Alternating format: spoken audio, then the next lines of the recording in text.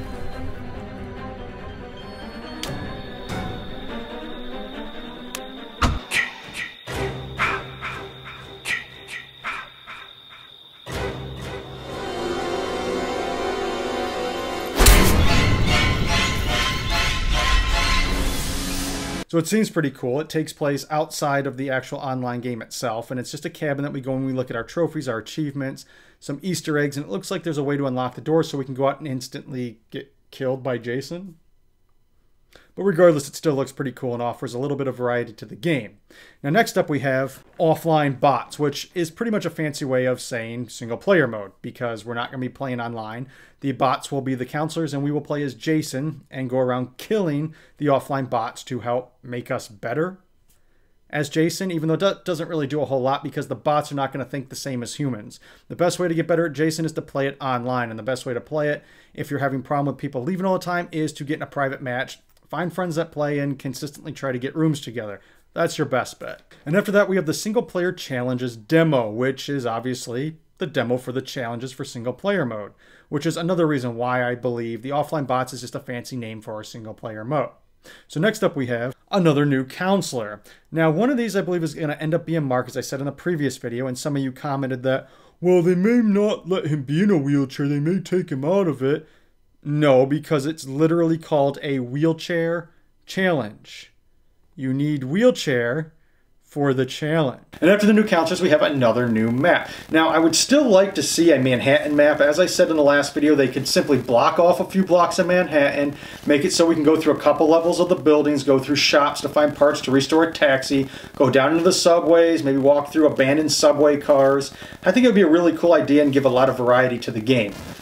But we're going to have to see what happens. Now that's going to be all the DLC we get up until the beginning of winter. Now we're going to go ahead and take a look at some of the stuff that... What the hell just happened?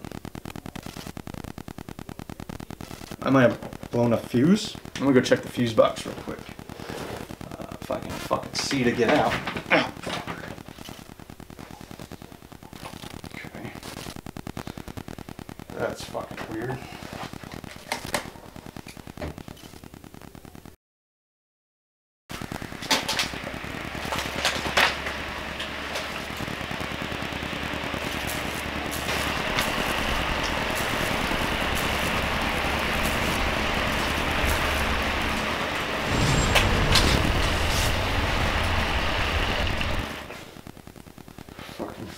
Fuse blew. What the hell happened here?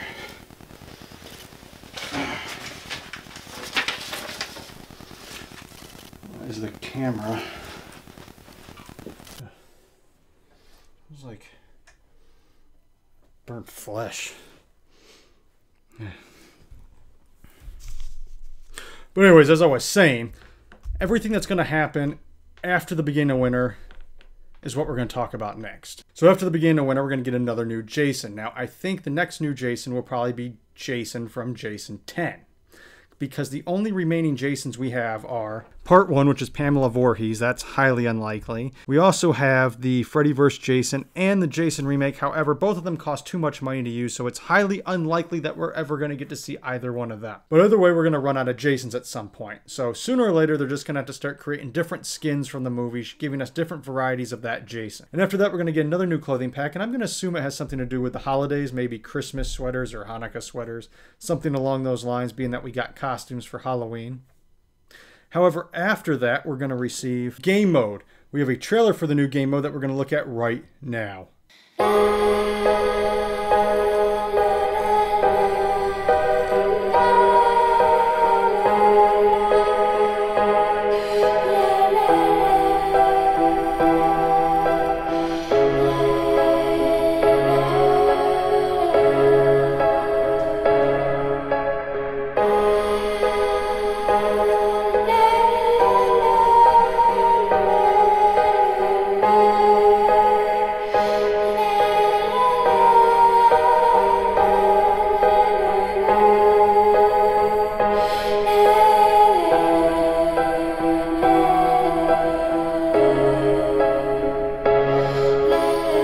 Now, the name of this new game mode is called Paranoia, and there is another survival horror game out there right now with a similar style. But in the sense of Friday the 13th, what will basically happen is that everybody will be a counselor, and one person will be selected at random to be the killer, and nobody's going to know who it is.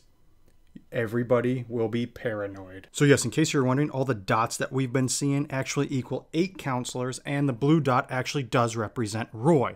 And the way they made Roy play out is they're going to put you in a paranoia mode. Because Roy was human, it's going to select one of the counselors to be human and take the place of Roy.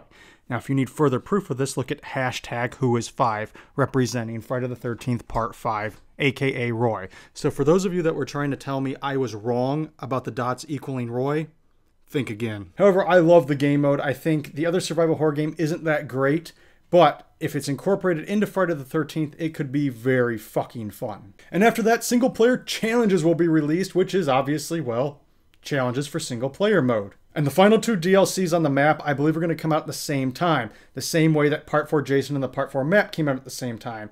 And I believe this is the time that we're going to get Uber Jason from Jason X and the spaceship from Jason 10 as well. And the reason I think this is going to happen is because, well, they're side by side and there isn't really any other Jason to pair up with a cool map. I think this is the time, if any, we would get Uber Jason. But let me know down in the comment section below, which one of these DLCs are you most looking forward to? And do you think we're going to get Uber Jason? And how fucking excited are you for Paranoia mode? I think this is going to change the whole damn game. If you haven't, hit that subscribe button and don't forget to hit that notification bell, because if you don't, you won't be notified of kick-ass content such as this. Also, don't forget to follow me on Facebook, Twitter, Instagram, and all that other great shit. Also, don't forget, I have a contest going on right now where I'm going to be giving away copies of Last Year the Game. The link to that contest is down in the description below. And as always, I'll see you next time.